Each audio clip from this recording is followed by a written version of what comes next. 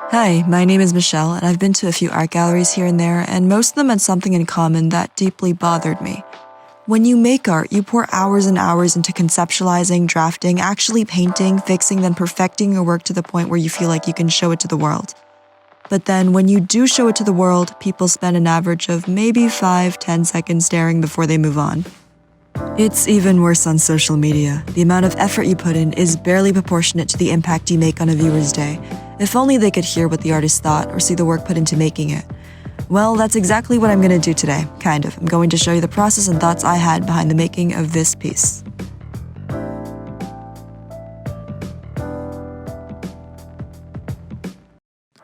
I left my family for college in a different country this fall, and before then, I felt that I needed to learn more about the place they came from. In June, I packed and left for Shanghai. This piece is going to center around my observations of the city. My mother always said she didn't like the city because once you entered, you feel as if you're being swallowed by buildings. At first, I didn't feel the same way. Instead, I was surprised by the amount of green. It wasn't always like this. Shanghai is an economic capital, and massive changes can occur within short periods of time. Like the way you never step into the same river twice, I didn't feel like I was stepping into the same city. If you can't tell what I'm drawing, it's a city nested in giant lily pads. I wanted to emphasize the integration of urban with natural environments. After a while, I did feel what my mother meant. The city did get overwhelming. The sheer amount of people, the summer heat, and the lack of space eventually caught up to me. Everything was always in motion, and very little stayed the same. The concept I imagine is a scroll being overturned.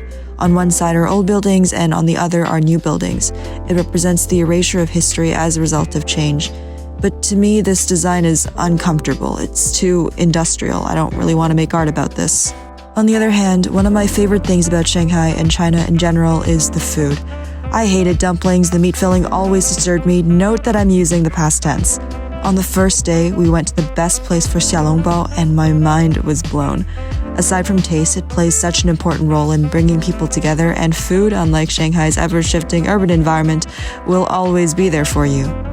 It honestly doesn't matter where you go, you're bound to find something good somewhere. The scene I'm drawing is based on an old neighborhood I went to with my aunt for lunch. It was kind of sketchy and dirty, but there were good smells coming from every stall. I love how you don't need to pay a fortune to eat well. I saw people from all different socioeconomic backgrounds, and places like these are the lifeblood of the city. Especially when so many things are in constant motion, food plays an interesting role. It keeps the past alive. Recipes are well-preserved traditions. Here, my intention is to have these two stalls contrast each other. One is shiny and modern, the other is old, yet receiving all the attention from all sorts of different people. So these are my 3 separate ideas. I like the visual concepts in the first, but I'm more drawn to the composition and themes explored in the third. So I'm gonna go ahead, crop the canvas, and start refining the sketch.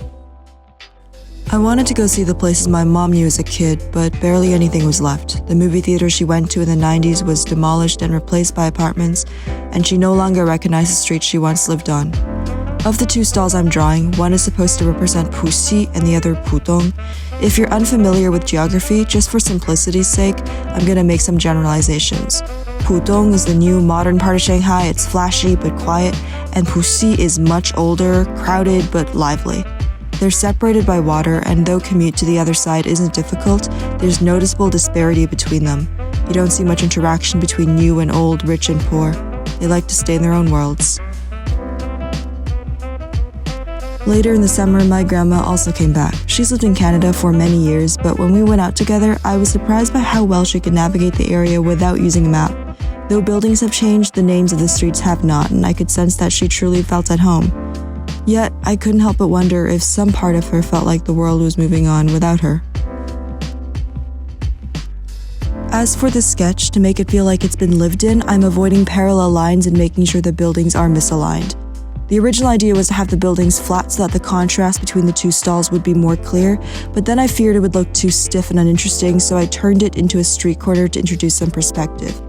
Also, I'm balancing this rounded corner with the sharpness of the crosswalks and pole to maintain structure, and balancing larger shapes with smaller ones for some variety.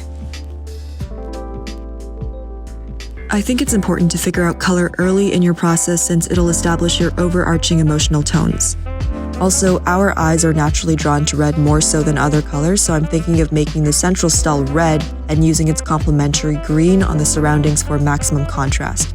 I decided to go with something more muted in the end. I like outrageous colors, but they don't quite fit the tone I want to go for. By the way, I combined the muted color palette with the brighter green one by changing the blending mode on one layer to color just because I couldn't decide between them.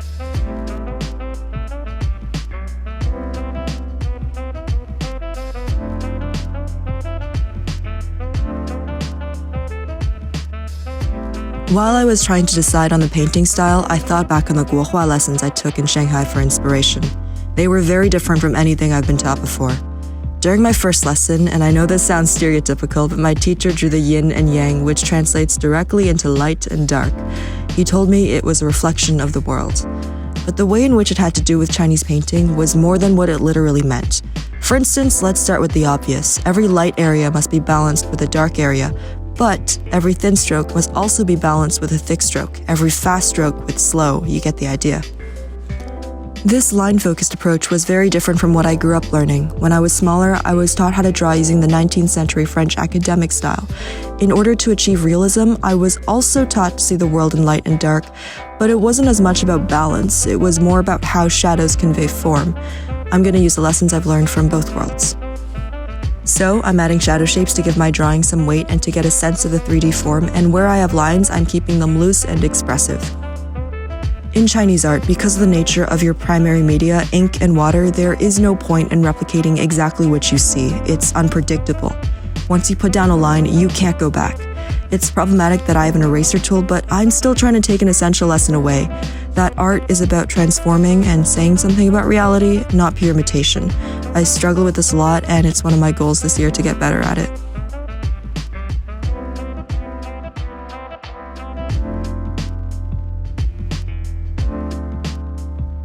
Chinese painting compared to Western art has followed a much smoother course. It isn't as reactionary, so it hasn't developed as much. In the past century, there has been a lot of merging between Eastern and Western styles.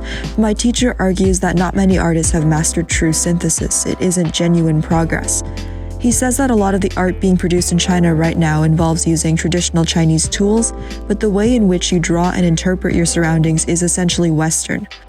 In general, it isn't my goal to find a way to properly synthesize Eastern and Western art. I am a Westerner, and I think it's a bit disingenuous to forcibly alter the way I draw. What I wanted to get out of my 2-month painting lessons was to become exposed to the culture where I have roots and have that culture add flavor to my art.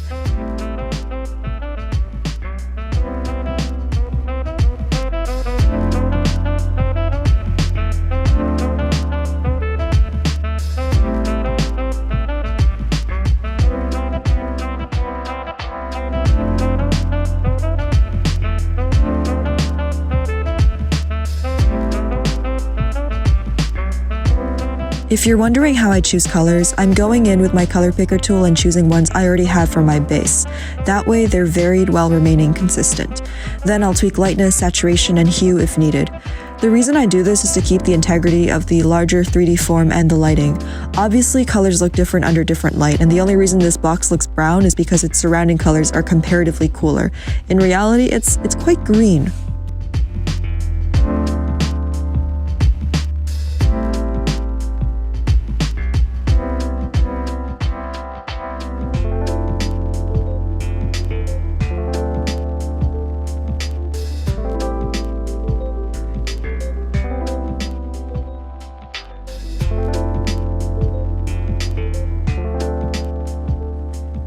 My composition was also inspired by Chinese paintings. I wanted to use white space the same way they do.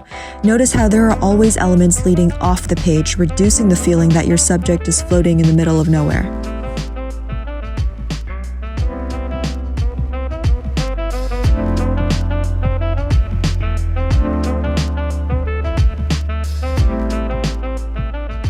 Lighting is really important because it helps you create atmosphere. What I do is just select a light, warm color and play around with the blending mode and opacity to find something that looks right.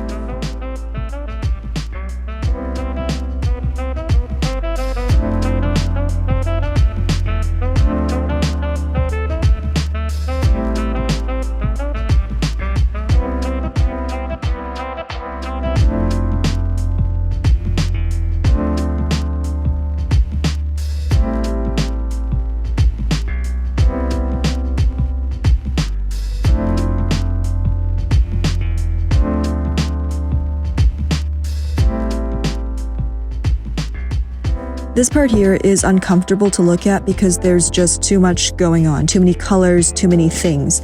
To ease the eye, I'm going to make the background darker and more consistent. That way the people can stand out. As for final touches, I added motion blur to the people. I think it makes the piece look more nostalgic and the people more transient, and just played around with the settings to see what I could get. Not much is left from China's history. It exists in fragments, suspended in glass. The Shanghai Boguan isn't large, much to my surprise, considering the city's size and influence. So many of their artifacts have been given up to the West through a history of exploitation, and in the past century alone, China has gone through so much growth it's almost unrecognizable. Overall, the old seems to stay within the old, the new stays within the new, but I have seen instances where they do collide. To be honest, I'm not too satisfied with this piece. I think the composition could be improved. Right now it's looking a bit unfinished, but I am happy that I pushed myself to do something more loose than usual and that I really tried to integrate research and experience into my art making. So that's it for now. Winter break is over and I'm heading back to school next week where I'll spend the next few months stressing over my film. But hopefully it'll be good fun. I'll see you soon.